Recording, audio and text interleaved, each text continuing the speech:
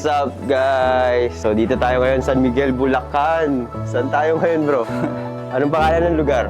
Dito tayo sa The Cabin Resort. And, Solid, ganda. pinaka-highlight dito, guys, kung naghahanap kayo ng napakalapit na sa Manila, around 1.5 hours to 2 na 2 hours. staycation, getaway, with small group, family and friends. Tapos perfect yung stayan nyo. Very premium and cozy. Yung bagong-bago nilang 3BR cabin. Correct. Ganda. Sobrang ganda. Actually, ito yun guys. 3BR nila. Tapos may sarili kang infinity pool. Ganda. Lalabas ka lang dyan. Breakfast ka dito or lunch ka dito. Mahangin. Ganda nung ambience kasi nasa gitna nung rice field. Sobrang lawak ng rice field na nakapalibot. Actually, para siyang yung resort is stuck in the middle of the very vast rice field. Ganda. Actually, from above talaga. Yun talaga, literal, di ba? Oo. Kasi, mag-isa lang siya dito eh. Tapos puro palayan na yung nasa Puro palayan na. Pero ganda nung vibe.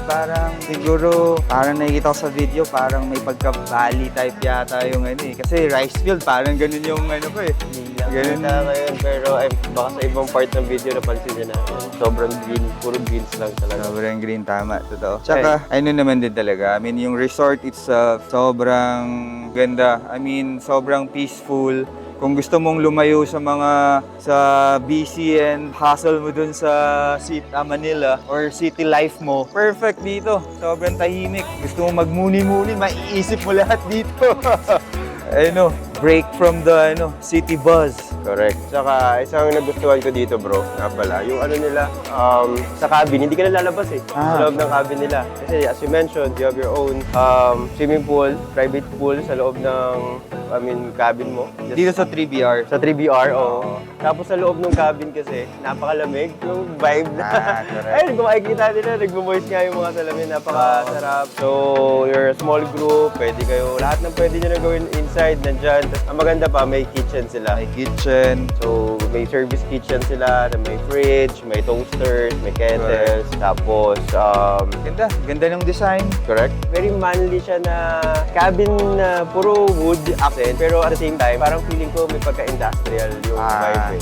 Correct. So, and yung mga ginamit na furnitures, yung mga small details like door handles, yung mga artisans sa wall, parang siya eh, handpicked by the owner yung Pinag-isipan eh. Saka yung mga smart, convenient mo in a cabin or in a accommodation. Like this table, smart. Na-extend siya. Kung small group kayo, pwedeng mas maikli para hindi siya kumakain ng space, pero pwede mo rin siya extend. Mga small details, no? Tapos, syempre, may pool ka, tapos hindi ka muna mag-shower. Meron din shower area dyan. Outdoor shower ka dyan. Tapos, ang isa lang, ingat kayo guys, kasi sobrang ganda nung parang minimalist style nung mga sliding. So, hindi na siya sliding door eh. Itong mga glass door nila, baka mabangga kayo dun sa Tara guys, check natin yung place. So, pagpasok nyo, bubungad sa inyo yung loft type cabin nila. So, this is good for 4. Price starts at 11,500. So, ganda. Ang best feature ng mga cabins dito, especially yung loft type, facing siya sa lake, man-made lake lang. Yan. Nice. Currently, wala pa naman daw mahuhuli. Pero what you can do here, pwede kang mag-kayak. So yung kayak nila, pwede kang umikot around the property. Kasi yung lake na to, nakapalibot dito sa property nila. So napakaganda. Ganda, grabe yung yung vibe. Actually, 7 AM pa lang. Pero yung araw dito, iba sa araw sa Manila. Tirik na tirik, pero hindi naman siya ganun kasakit sa balat. Pero parang gusto ko na mag-swimming agad.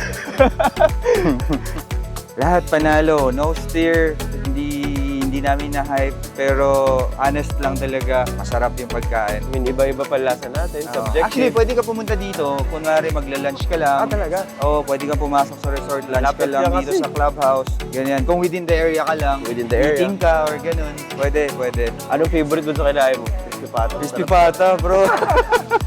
Crispy pata, sisig. Masarap din, ang sisig. Panalo. Tapos syempre may sinigang sila na hipon at saka bulalo. Yan, mga... Service-wise, okay. Kasi isa yun sa mga, syempre, i-check mo pag nasa resort ka. Okay. Ito pala yung isang pool pa nila. It's called Sunset Pool. Open from 9 to 6. ito yung maganda dito. Yung sunbeds nila, nasa pool mismo. Tapos, imagine nyo na lang, nakahiga kayo dito. Tapos, nandiyan yung sunset, plus yung cabin na background. Tapos, pipicture kayo from here. Solid! Isa pang favorite ko dito, bro, pagpasok mo dun sa gate, yung para kang nalipat sa ibang lugar, parang nag-teleport. Correct. Kasi pag magaganda ng mga cabin nila from, Actually, upon kasi entry. yung dadaanan mo, nasa palayan ka, di mo alam na may resort sa gitna. Hindi mo So, na-expect. pagpasok mo ng gate, puro nag-iba agad yung vibe. Uy, biglang sobrang ganda, sobrang chill. Correct. cabin. Tapos worth mentioning din dito, free lahat ng activities nila. May certain period lang, 8 a.m. until 5 p.m. Pero lahat, from that time frame, pwede kayo mag-kayak, pwede kayo mag-archery, pwede kayo mag-biking, pwede kayo mag-ATV. For free, di ba? For Kasi free. usually, may Ganda. bayad niya mga yan pag nasa resort kayo. So, dito sa cabin, kasama yun sa binayaran nyo.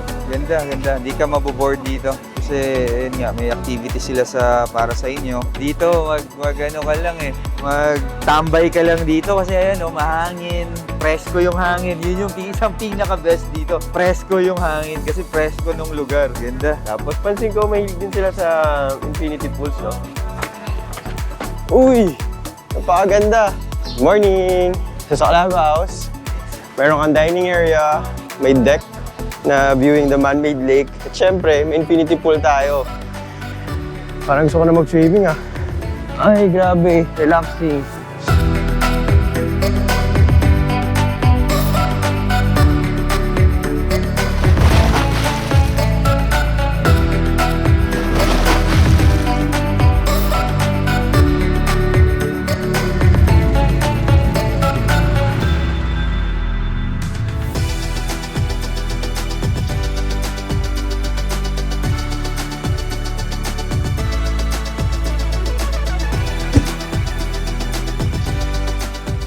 Ganda dito guys. Actually kami, highly recommended yung place. Lapit kasi, napakalapit. Oo, lapit. Bulacan lang. Miguel, di ba? San Miguel? San Miguel. San Miguel. Pero parang nasa malayong lugar. So guys, kung small group naman kayo, marami rin naman silang iba pang accommodation or ibang cabins. Meron deluxe. Correct. So yung deluxe type nila, yung parang A-frame, good for 2. For low type for 4.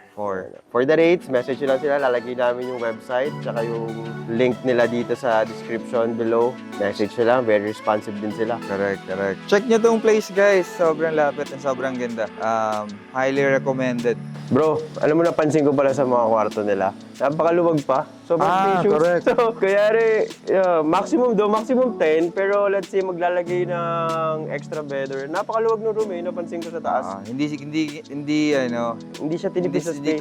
hindi siksikan. Hindi Kumbaga, siksikan. kunwari, mag-extra person ka. Tsaka yung feeling na, yun nga, ang luwag-luwag, premium, makagalaw ka. Actually, kaya pa isang queen bed dun sa, Tama pa, no? dun sa room namin. Napakaganda. Ganda, actually ganda. Maluwag yung room. Kaya, ma-appreciate mo yung space mo dito. Tsaka yun nga, lahat na pwede mo nang gawin pag nasa loob ka kasi yung vibe niya, parang ayaw mo na lumabas Parang pag nasa loob ka ng cabin nila, dito na lang tayo. Pag banding kayo ng friend nyo, families, tapos gabi, nanood kami ng FIBA kagabi. Tapos yan, pwede kayo maglaro ng cards. Madaming pwedeng gawin sa Tawag lang kayo, tapos kailangan mong food, pwede kayong tumawag lang sa Clubhouse, de-deliver nila dito sa cabin. So, sobrang convenient. May last call lang yung yung food nila. So, until 8 ata. 8 lang, parang ganun. So, yun lang. Hindi 24 hours yung food service. Pero, they will let you know naman. Magla-last call naman sila. Saka may pa-welcome bread pa sila. Napakasarap. Shout out. Ang sarap ng donuts sila. Panalo. Coated with brown sugar yung donut. Napakasarap. Tapos may iced tea rin sila na pa-welcome drink. Kompleto dito guys. Kung naghahanap kayo ng malapit na solid staycation with families and friends, baka ito na yun.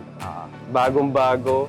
3BR. Yun lang guys. So bro, babalikan o hindi? Babalikan. Balik ka? Actually, pangalawang beses na namin dito guys. Sobrang nag-enjoy kami dito kaya bumabalik kami. Ba't di mo babalikan? Napakalapit. Napakalapit, napakaganda. Yun lang guys. Kung di pa kayo nakasubscribe, please subscribe and follow for more. Yun lang. Peace and love. Bye guys.